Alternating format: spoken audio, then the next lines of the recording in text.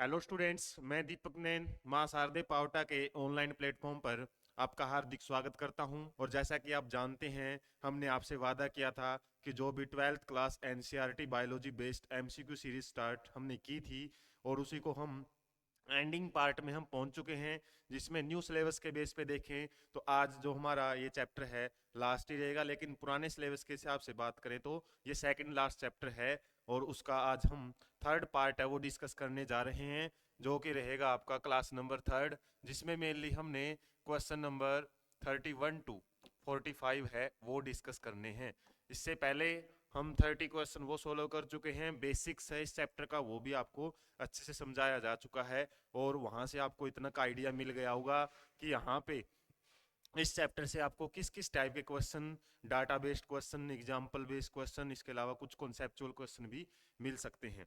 तो इसी के लिए ये एमसीक्यू सीरीज हमने स्टार्ट की थी, और आज हम इसको आगे बढ़ाते हुए क्वेश्चन नंबर 31 है वो देख लेते हैं। What is common to the technique. कुछ टेक्निक यहाँ पे दी हुई है। इन विट्रो फर्टिलाइजेशन, जिसको हम आईवीएफ भी बोलते हैं।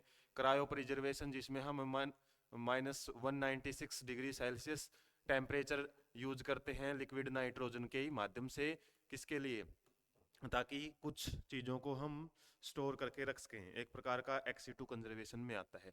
टिश्यू कल्चर में क्या करते हैं हम, लैब के अंदर जो किसी प्लांट से कुछ पार्ट है वो लेते हैं और उसको आगे ग्रो करवाते हैं हार्मोन्स वगैरह न्यूट्रिशन मीडियम की मदद से। तो ये सारे क्या हैं, एक प्रकार से प्रैक्टिकली या फिर लैब के अंदर किए जाने वाली प्रोसेसेस हैं। और इसमें पूछा है कि कॉमन क्या है इन तीनों में कॉमन क्या है, कि ये सारी की सारी हमारी एक्सीटू कंजर्वेशन में आती है। एक्सीटू क्यों?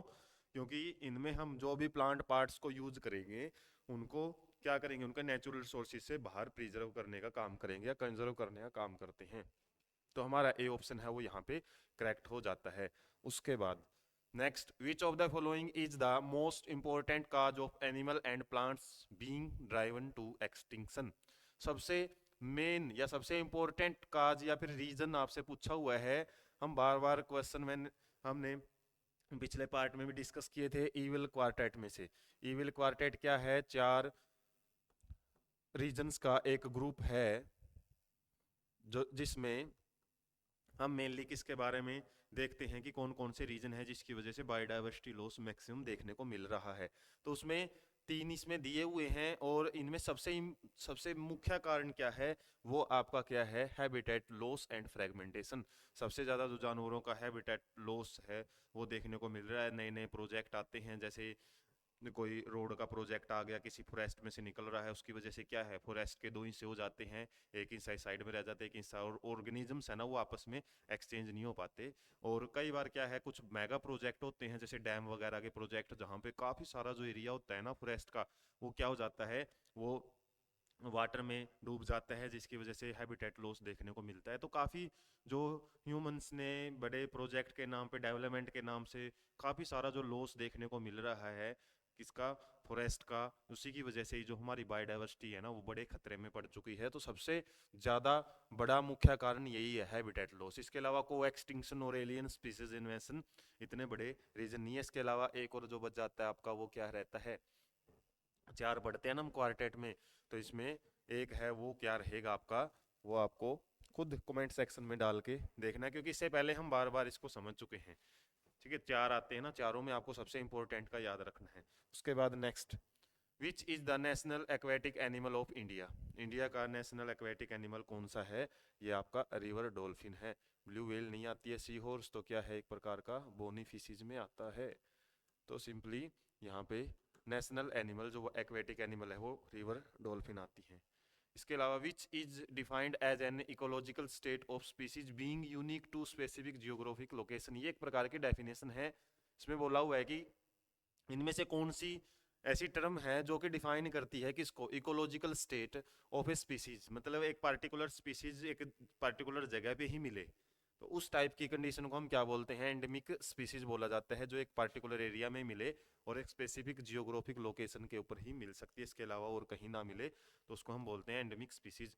इसके अलावा इकोसिस्टम या इकोलॉजी, ये आपकी अलग टर्म हो सकती हैं। तो ये एंडेमिक स्पीसीज से रिलेटेड क्वेश्चन था। सोयल कंजर्वेशन क्या होता है? सोइल का संरक्षण किससे रिलेटेड रहेगा, कौन सा इसमें लॉजिकल आंसर है वो आपसे पूछा हुआ है। Conversion of fertile soil into the सर्टाइल स्टीराइल। स्टीराइल क्या होती है, जो एक बंजर भूमि हम बोलते हैं उसको फर्टाइल में बदलना, सोइल कंजर्वेशन होता है। ऐसे तो हम बदल नहीं सकते हैं, हालांकि ऐसा काम तो फॉरेस्ट ही कर सकते हैं। और एरिएशन ऑफ सोइल, एरिएशन मतलब हवा वगैरह है वो प्रॉपर अमाउंट में होनी चाहिए सोइल के अंदर, उसको हम सोइल कंजर्वेशन बोलें। इसके अलावा इरोजन ऑफ सोइल, सोइल का जो जो हम बोल सकते हैं एक फर्टाइल लेयर होती है सोइल की, उसका रिमूव हो जाना, वो तो नहीं होता ना soil conservation. Protection against loss, तो जो कंजर्वेशन वर्ड होता है ना, उसकी ये रियल डेफिनेशन या फिर रियल एक एक्सप्लेनेशन है। कंजर्वेशन होता क्या है, कोई भी चीज यदि उसका लॉस होता जा रहा है उसको बचाना, लॉस से बचाना, उसी को कंजर्वेशन बोलते हैं, चाहे वो किसी भी चीज का क्यों ना हो। तो हमारा डी ऑप्शन है ना वो यहाँ पे करेक्ट रहेगा। उसके बाद नेक्स्ट, डिफोरेस्टेशन विल डिक्रीज। अब ये चीजें, ये क्वेश्चन आपको कंफ्यूज कर सकते हैं कि डिफोरेस्टेशन क्या चीज का डिक्रीज करता है। तो इसके अलावा डिफोरेस्टेशन के कंसिक्वेंसेस से रिलेटेड क्वेश्चन हम बोल सकते हैं, क्या क्या परिणाम है वो देखने को मिल सकते हैं किसके, डिफोरेस्टेशन के। तो यहाँ पे सोइल इरोजन है, इसको तो ये इंक्रीज करता है, डिफोरेस्टेशन ये होता है तो ज्यादा ज्यादा सोइल इरोजन देखने को मिलेगी। लैंडस्लाइड्स हैं, भूस्खलन है, वो ज्यादा से ज्यादा मिलेंगे। सोइल फर्टिलिटी है वो क्या हो जाएगी, वो डिफोरेस्टेशन की वजह से कम होगी, या बोल सकते हैं, या फिर डिफोरेस्टेशन ज़्यादा होएगा तो हम बोल सकते हैं कि सॉइल फर्टिलिटी पे भी ज़्यादा चेंज देखने को नहीं मिलता है, क्योंकि इसमें एक और लॉजिकल है, रेनफॉल, बारिश जो होती है ना वो डिफोरेस्टेशन की वजह से क्या होती है, कम होती है। ज़्यादा फॉरेस्ट होंगे तो ज़्यादा रेनफॉल देखने को मिलता है। सॉइल फर्टिलिटी का तो कोई हम बोल सकते हैं कि डिफोरेस्टेशन होंगे, सॉइल फर्टिलिटी अपने आप तो कम नहीं होती है। सॉइल फर्टिलिटी कहने का मतलब ये है कि यदि वहाँ पे कुछ भी ना हो, फॉरेस्ट नहीं भी होंगे ना, तो अपने आप कम नहीं होगी, तो रेनफॉल जरूर कम हो जाती है। तो हमारा ऑप्शन है वो रेनफॉल की तरफ हम बढ़ लेंगे। उसके बाद नेक्स्ट, जियोथर्मल एनर्जी। जियो मीन्स अर्थ से रिलेटेड, थर्मल मीन हीट, तो हीट जो अर्थ से निकलती है, अर्थ की जो लेयर्स होती हैं उनमें कुछ एक्टिविटी, कुछ रिएक्शंस होती रहती हैं, जैसे लावा बरस्ट होता है, तो ऐसे ही कुछ एनर्जी है, हीट एनर्जी, वो अर्थ में से निकलती रहती है कुछ पार्टिकुलर जगह पे। तो वो किस टाइप की एनर्जी है वो आपसे पूछा हुआ है। तो ये एनर्जी कैसी है, यदि हम बात करें यहाँ पे, जियोथर्मल एनर्जी एक प्रकार जैसे हाइड्रोथर्मल एनर्जी होती है, इसी तरीके से हमारे यहाँ पे जियोथर्मल एनर्जी से रिलेटेड आपको क्या ध्यान रखना है, ये एनर्जी आपकी रिन्यूएबल है। रिन्यूएबल मतलब ये एनर्जी बार बार बनती रहती है, ज्वालामुखी फटते रहते हैं ना, तो ये चीजें मतलब कुछ टेक्टोनिक प्लेट्स वगैरह हैं, या फिर जो अंदर जो अर्थ के नीचे की जो लेयरिंग है ना, उनके अंदर जो हीट एनर्जी है वो लगातार बनती रहती है, तो रिन्यूएबल है, ये बार बार बनेगी। और इसके अलावा क्या है, ये नॉन कन्वेंशनल एनर्जी सोर्स का भी काम करती है। नॉन कन्वेंशनल मीन इसको ये नहीं कि पुराने टाइम से हम इसको यूज करते आ रहे हैं, इसका हालांकि हमने अच्छे से यूज करना अभी न्यू टाइम में ही सीखा है, मॉडर्न हम बोल सकते हैं टाइम में ही हमने इसका यूज करना सीखा है। तो ये रिन्यूएबल है और क्या है, नॉन कन्वेंशनल एनर्जी सोर्स है। कन्वेंशनल उसको बोलते हैं जिसको हम पुराने टाइम से यूज करते आ रहे हैं। तो आज के टाइम जो जियोथर्मल एनर्जी है काफ़ी जगह यूज की जाती है, इसे जो हम बोल सकते हैं एक प्रकार से जो गर्म पानी के झरने या चश्मे जिसको बोला जाता है, तो वहाँ के भी काफ़ी उनके बेनिफिट हैं, वो हम यूज करते हैं, जैसे रूम वगैरह को गर्म रखने के लिए। और भी काफ़ी बेनिफिट हम इसका लेते हैं, वो डिपेंड करता है कि हमने नई नई टेक्नोलॉजी के बेस पे हमने इनको कैसे यूजफुल बनाया है। तो आपका करेक्ट आंसर इसमें क्या रहेगा, सी रहेगा। Next question, renewable source of energy. Renewable source कौन सा होता है जो कि बार बार हम यूज कर सकें, ठीक है, जो खत्म ना हो, तो वो कौन सी है, इसमें ये पूछा है। सिंपल सा क्वेश्चन है, बिल्कुल लोअर क्लास बेस्ड क्वेश्चन। क्या है, कोयला है, पेट्रोलियम, कैरोसिन है, ये तो क्या है, नॉन रिन्यूएबल है। एक्सटिंग्विशेबल सोर्सेज भी बोलते हैं, जो खत्म हो सकते हैं एक टाइम के बाद। और लो बायोमास होता है, बायोमास तो क्या है, बार बार बनता रहता है, खत्म होता रहता है, फिर बनता रहता है। तो बायोमास का पिरामिड अभी हमने इसे प्रीवियस चैप्टर में डिस्कस किया था। उसके बाद next, fertility of soil is measured by its ability. Fertility जो होती है सोइल की, वो किस तरीके से हम पता लगाते हैं कि क्या मतलब है फर्टिलिटी का, तो वो किसके लिए होता है, फर्टिलिटी ऑफ सोइल का मतलब रिटेन न्यूट्रिएंट्स, मतलब न्यूट्रिएंट्स को लिए हुए है उसी को फर्टाइल बोलेंगे। होल्ड ऑर्गेनिक मटेरियल, और ऑर्गेनिक मटेरियल को होल्ड किए हुए उसके बोलेंगे। Hold water, water holding capacity अच्छी है। तो एक करेक्टरिस्टिक्स हैं ये, ये हम मान सकते हैं एक प्रकार से करेक्टरिस्टिक्स होती हैं किसकी, नॉर्मल सोइल की। सोइल जैसे वाटर होल्डिंग कैपेसिटी किसकी अच्छी होती है, क्ले सोइल की होती है। ऑर्गेनिक मैटर ह्यूमस की वजह से हम बोल सकते हैं ज़्यादा ह्यूमस होगा, और न्यूट्रिएंट्स वगैरह है वो किसी भी सोइल में हो। लेकिन यदि वो क्या है, लाइफ को सपोर्ट नहीं करती है। लाइफ को सपोर्ट करने का मतलब काफ़ी सारे ऐसे फैक्टर आ जाते हैं जहाँ पे मतलब फर्टिलिटी का मतलब तो हम समझते हैं कि उसमें कुछ ना कुछ उगे, कोई ना कोई वहाँ पे वेजिटेशन आए, उसकी वजह से कोई एनिमल्स वगैरह वगैरह उसके ऊपर डिपेंडेंट रहे, उसी को हम क्या बोलते हैं, फर्टिलिटी है। इसके अलावा तो मान लो चाहे रेगिस्तान के अंदर भी सोइल फर्टाइल है, लेकिन वहाँ पे लाइफ ही नहीं है, तो उसको फर्टाइल थोड़े बोलेंगे हम। तो सिंपली यहाँ पे स्पोर्ट लाइफ से रिलेटेड आपका मेन कॉन्सेप्ट होता है फर्टिलिटी का। तो यहाँ पे डी ऑप्शन हमारा करेक्ट रहेगा। Next, minerals and metals. जो मिनरल्स और मेटल वो क्या हैं, वो आपसे पूछा हुआ है। बायोडिग्रेडेबल रिसोर्सेज हैं, वो नष्ट हो जाते हैं, ऐसा है क्या। रिन्यूएबल सोर्स हैं, बार बार रीयूज हम उनको क्या कर सकते हैं, निकाल सकते हैं, क्या ख़त्म नहीं होंगे, क्या वो ख़त्म होंगे, तो नॉन रिन्यूएबल हम बोल सकते हैं। तो क्या है, नॉन रिन्यूएबल है। यदि ये आ जाता ना रिसाइकलेबल, रिसाइकलेबल तो होते तो फिर तो हम मान सकते थे भाई ये भी चीज़ इसके साथ मिल सकती थी। लेकिन बायोडिग्रेडेबल सोर्सेज क्या होते हैं, जो बैक्टीरिया वगैरह की वजह से या फिर डिकम्पोजर्स की वजह से जल्दी जल्दी वो मिट्टी के अंदर मिल सकें, उनका रिसाइकल है वो जल्दी पॉसिबल हो सके, उसको हम बोल सकते थे क्या, बायोडिग्रेडेबल। लेकिन मिनरल्स और मेटल्स तो क्या है, नॉन बायोडिग्रेडेबल रिसोर्सेज में आते हैं।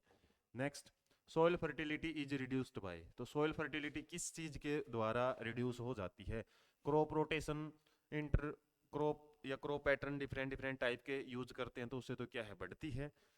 नाइट्रोजन फिक्सिंग बैक्टीरिया भी सॉइल फर्टिलिटी को बढ़ाते हैं। डिकेइंग माइक्रो ऑर्गेनिज्म या डिकम्पोजर्स ये भी क्या करते हैं, इसको बढ़ाते हैं। डिक्रीज कौन कर सकता है, इंटेंसिव एग्रीकल्चर, बहुत बड़े पैमाने पे या बहुत ज़्यादा हम जब एग्रीकल्चर करते हैं किसी भी पार्टिकुलर एरिया पे, उसकी वजह से क्या होता है, सॉइल फर्टिलिटी है वो कम होती है। न्यूट्रिएंट्स है ना जो सॉइल के, वो प्लांट्स हैं वो ज़्यादा ज़्यादा यूज कर जाते हैं, जिसकी वजह से जो सोइल है वो स्टेराइल हो जाती है या नॉन फर्टाइल बोल सकते हैं। नेशनल पार्क एसोसिएटेड विद रेनोसोर्स, रेनोसोर्स से कौन सा जो नेशनल पार्क है वो ज़्यादा फेमस है, काजीरंगा नेशनल पार्क वो ज़्यादा फेमस है। रणथंबोर और जो कॉर्बेट है ना, ये तो टाइगर से रिलेटेड ज़्यादा फेमस है। तो आपको ये ध्यान रखने पड़ेंगे, नेशनल पार्क से भी रिलेटेड आपके क्वेश्चन आ सकते हैं। फेमस फेमस है जो कुछ वर्ड हैं अपनी बुक में एनसीईआरटी में मिले हुए हैं, वहीं से लगभग क्वेश्चन आएंगे। इसके अलावा प्रीवियस ईयर क्वेश्चंस जहाँ से बने हुए हैं ना, वहीं से हमको पता लग जाएगा, ये चीज़ें याद रखनी है, वरना तो बहुत सारे हैं, नेशनल पार्क भी, वाइल्ड लाइफ सेंचुरी भी, और बायोस्फीयर रिजर्व तो हालांकि 18 है। तो नंबर जरूर याद रख लेना इनके कितने कितने हैं, लेकिन ये फेमस वाली बातें हैं तो कुछ पार्टिकुलर की ही याद रख सकते हो। Bulk fixation of carbon through the photosynthesis take place. सबसे ज़्यादा फिक्सेशन CO2 फिक्सेशन है वो किसके द्वारा होता है, वो आपसे पूछा हुआ है। ये क्वेश्चन हम कई बार डिस्कस कर चुके हैं और बताया भी जा चुका है। ओशंस में सबसे ज़्यादा क्या होता है, CO2 फिक्सेशन ज़्यादा होता है, या फिर हम बोल सकते हैं O2 रिलीज सबसे ज़्यादा होता है। और कौन करता है, aquatic photo autotrophs, photo autotrophs. और ज़्यादातर कौन होते हैं इसमें, इसमें आ जाते हैं हमारे एल्गी, एल्गी वगैरह है ना, वो ज़्यादातर क्या करते हैं, मैक्सिमम CO2 फिक्सेशन करते हैं। 50% तक का CO2 फिक्सेशन है ना वो किया जाता है। इसके अलावा हमने प्रीवियस पार्ट्स में ये भी पढ़ा था कि 20% तो कौन करता है, अमेजन रेन फॉरेस्ट, जिसको लंग ऑफ प्लैनेट्स भी बोला जाता है। तो हमारा ओशंस यहाँ पे आंसर है वो करेक्ट रहेगा। तो यहाँ पे गलती कर सकते थे ट्रॉपिकल रेन फॉरेस्ट के साथ जाके, क्योंकि इसमें पूरा अर्थ पे पूछा हुआ है कि कहाँ पे होता है, तो सबसे ज़्यादा ओशंस में होता है। इसके अलावा यदि ओशंस नहीं होता ना इसमें, फिर हम ट्रॉपिकल रेन फॉरेस्ट के साथ जा सकते थे, और ट्रॉपिकल रेन फॉरेस्ट में भी सबसे ज़्यादा कौन, Amazon rain forest. Second last question रहेगा आज के सेशन का, deforestation does not lead to. तो डिफोरेस्टेशन है उसकी वजह से क्या नहीं होता। देखो नोट वाले क्वेश्चन हमने बहुत ज्यादा डिस्कस किए हैं, तो ये आपको ध्यान रखने पड़ेंगे, ऐसे ऐसे क्वेश्चन आपके पास बहुत सारे मिल सकते हैं। तो डिफोरेस्टेशन से क्या नहीं होता, क्विक न्यूट्रिएंट साइकिल है वो नहीं होता, सोइल इरोजन तो होता है, alteration of local weather conditions, हाँ वेदर कंडीशंस है वो भी काफी चेंज होती है, अल्टरेशन का मतलब उसमें बदलाव देखने को मिलता है, ये भी होता है। इसके अलावा destruction of natural habitat of animals, यदि डिफोरेस्टेशन मतलब वनों की कटाई करते हैं तो वहाँ के नेचुरल एनिमल्स का जो डिस्ट्रक्शन है वो भी ज़्यादातर देखने को मिलता है, उनका हैबिटेट है ना वो छिन जाता है, जिसकी वजह से वहाँ का जो बायोडाइवर्सिटी है वो खतरे में पड़ जाता है। बायोडाइवर्सिटी लॉस का भी हमने सबसे बड़ा रीजन पढ़ा था ये चीज़। तो डिफोरेस्टेशन क्या नहीं कारण बनता, तो वो क्विक न्यूट्रिएंट साइकिल का कारण नहीं बनता, क्योंकि फोरेस्टेशन ज़्यादा से ज़्यादा होंगे तो न्यूट्रिएंट साइकिल ज़्यादा होएगा, तो डिफोरेस्टेशन की वजह से ये नहीं हो पाता है। Last question, largest amount of fresh water is found in, सबसे ज़्यादा फ्रेश वाटर कहाँ पे पाया जाता है? और ये तो हम बिल्कुल लोअर क्लासेज में पढ़ते हैं कहाँ पे सबसे ज़्यादा ऐसा हमारा जो फ्रेश वाटर है, हालांकि 97% तो वाटर कहाँ है, वो हमारा सॉल्ट वाटर है। लगभग 3% वाटर ही फ्रेश वाटर में आता है, उसी में से भी उसका भी लगभग 97% की बात करें, 99 की भी, बल्कि 99% जो वाटर है ना फ्रेश वाटर, वो कहाँ है? बर्फ़ के रूप में पड़ा हुआ है, पोलर आइस या फिर ग्लेशियर्स की फॉर्म में। इसके अलावा जो बचा खुचा वाटर है वो कहाँ मिलता है अपने को? रिवर्स में मिलता है। इसके अलावा ग्राउंड वाटर में मिलता है, ग्राउंड वाटर रिसोर्सेज में मिलता है। इसके अलावा रेन वगैरह है वो तो एक प्रकार का वाटर साइकिल में ही हेल्पफुल रोल प्ले करती है। तो जमा हुआ जो वाटर है, जो हमारा हम बोल सकते हैं यूज नहीं कर सकते उस वाटर को, ऐसी जगह पे है वो। और फ्रेश वाटर जरूर है, लेकिन वो ज़्यादातर ऐसी फॉर्म में है जो कि हम यूज नहीं कर सकते। तो ऐसे हमने इस चैप्टर के 45 क्वेश्चन है वो सॉल्व कर लिए हैं, और ये बोल सकते हैं कि चैप्टर आपका कंप्लीट हो चुका है। और न्यू सिलेबस के बेस पे देखें तो हमारी एमसीक्यू सीरीज भी यहाँ पे कंप्लीट होती है। लेकिन फिर भी हमारा जो लास्ट चैप्टर है इन्वायरमेंटल इश्यूज, उससे रिलेटेड भी आपको डिस्कशन है जरूर करवाया जाएगा, क्योंकि आप बिल्कुल आइसोलेट हो के इन चैप्टर्स को नहीं पढ़ सकते, ये चैप्टर आपस में इंटरकनेक्टेड हैं। कई बार ये होता है कि एक चैप्टर के क्वेश्चन, जैसे इन्वायरमेंटल इश्यूज के क्वेश्चन है, हो सकता है कुछ आपको पेपर में देखने को मिल जाएं, तो आपस में ऐसे कनेक्टेड चैप्टर्स हैं, इसलिए हम हमारा मकसद है कि सारा का सारे जो चैप्टर्स हैं 16 के 16 आपको करवाए जाएं। तो आगे के जो सेशन हैं वो भी बड़े इंपॉर्टेंट रहेंगे आपके लिए। तो ऐसे ही इंटरेस्टिंग सेशन के लिए आप चैनल के साथ जुड़े रहें, और वीडियो सेशन आपको पसंद आते हैं तो ज़्यादा से ज़्यादा दोस्तों के पास शेयर करके हमारा हौसला बढ़ाएं। Thank you so much.